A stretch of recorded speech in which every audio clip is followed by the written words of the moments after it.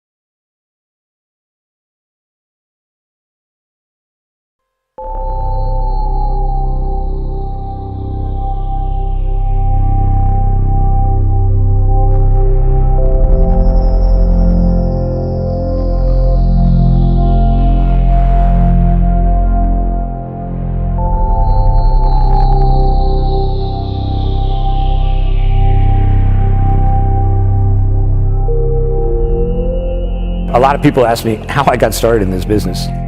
I thought that my fear of speaking to groups was a singular deficiency.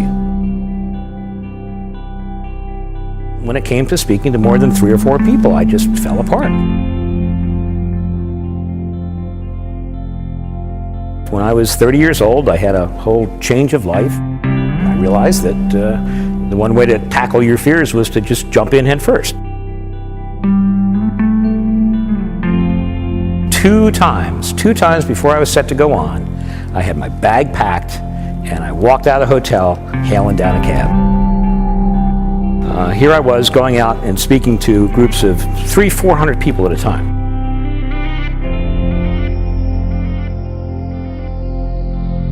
All I remember is the rivulets of sweat just pouring down my face. The third day I said something came to me, it was sarcastic. And a bunch of people laughed. This isn't so bad. And by the end of the week, I was totally hooked. Once you have a taste of it and you realize that it's a good thing, it's something that you need to have. You need to get your fix over and over again.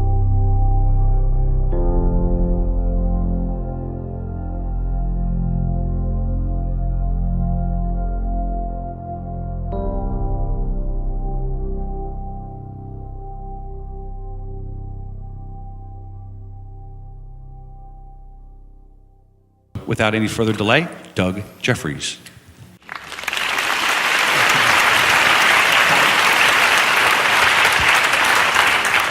Thank you, Tim. Good evening. My name is Doug Jeffries, and I want to welcome you all to this 90-minute program on enhancing your presentation skills that we call Nail It. And I also want to warn you that after today, you're never going to be able to look at another presenter or be able to sit through another presentation in quite the same way.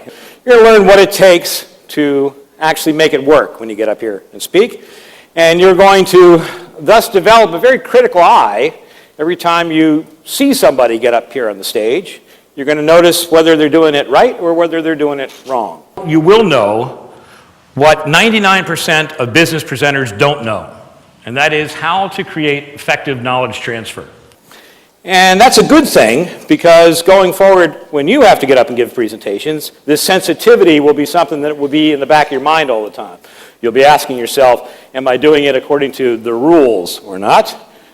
And with that sensitivity, you will be thinking about every time you get up here and do it. And the great thing about presentation skills is once you know what to do, once you know how to do it correctly, every single time you have the opportunity to get up and speak, you get a little bit better. The net effect is going to be that you're going to have audiences following you as they never have before. The very first time you put these techniques you're going to learn here today into effect, you're going to see an entirely different response from your audience. Presentation skills are a lifelong skill-building endeavor.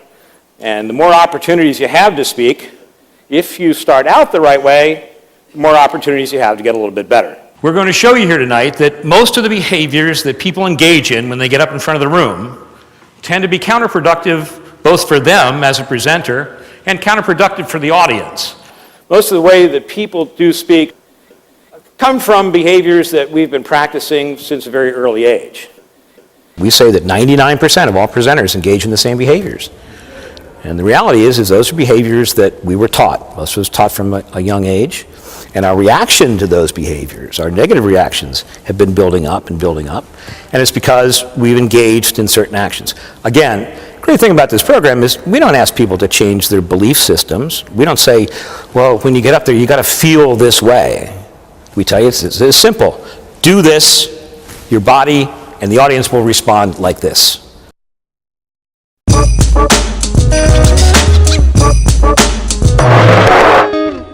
Some of you might be familiar with this list. This actually comes from the Book of Lists, 1977. But when humans are asked what's the thing they're most afraid of?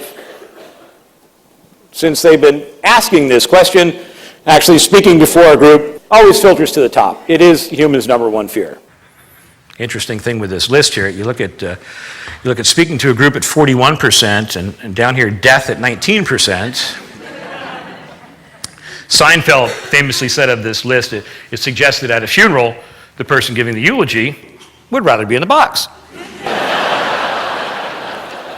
But it's true, there are good reasons why people actually feel this fear when they get up to speak in front of a group. When I say they feel this fear, what I'm talking about is the emotions that run through you are a function of the chemicals that are running through you, and the chemicals that are running through you when you find yourself up in front of a group are the exact same chemicals that are coursing through your veins when the front tire on your minivan blows out at 70 miles an hour on the expressway. It's the exact same response, and so when we find ourselves speaking and we have these feelings inside, we equate it as fear.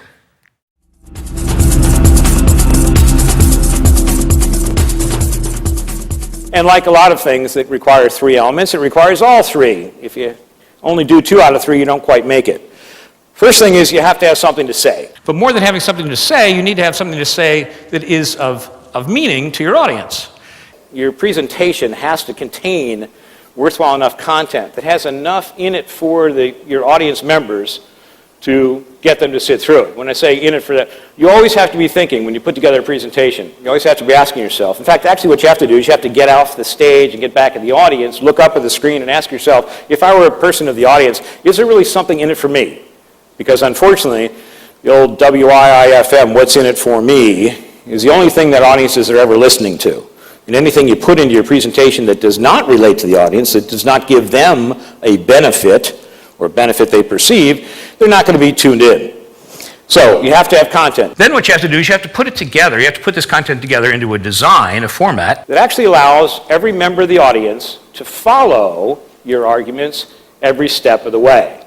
If we're talking about PowerPoint, which is pretty ubiquitous in corporate America today, if we're talking about PowerPoint, your design has to allow for a flow of information in such a way that every member of the audience, every individual member of the audience is on the same page and on the same wavelength as you every step of the way.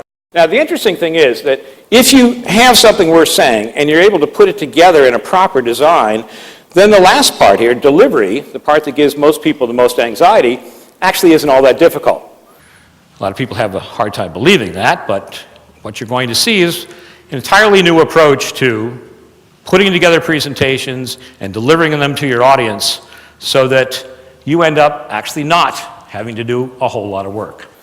In fact, this is what we do all week long, is we have classes where we show people that, okay, first of all, you have to learn some of the rules of what you do when you're up in front of a group, how you address people, what you do with your body, what you do with your voice and your eyes, but none of that really counts for anything unless you can deliver a presentation that is designed to allow you to do it properly. So again, all three, like going out to a fancy restaurant. You've got to have food, it's got to have service, it's got to have atmosphere, and if you're missing any one of the three, you're missing a great experience. Presentations work the same way.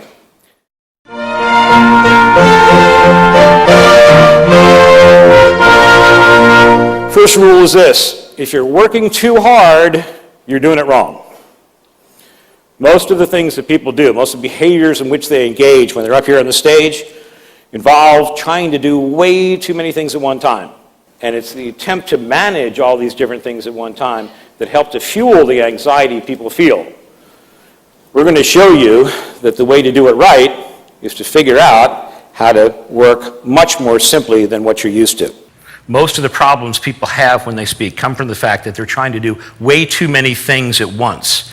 They try to keep track of way too many variables. They try to, well, they have too many things going on in their head at one time. They're working too hard, and if you're working too hard, you're doing it wrong. In fact, obviously everybody knows that today we live in a very multitasking environment, right? We're expected to do all sorts of things at the same time. The greatest thing about speaking, when you speak before a group, is if you're doing it right, you learn how to do what I guess man did at one time in his history. It's called unitasking. Unitasking, it's a word, I don't know if it's in the dictionary, but it's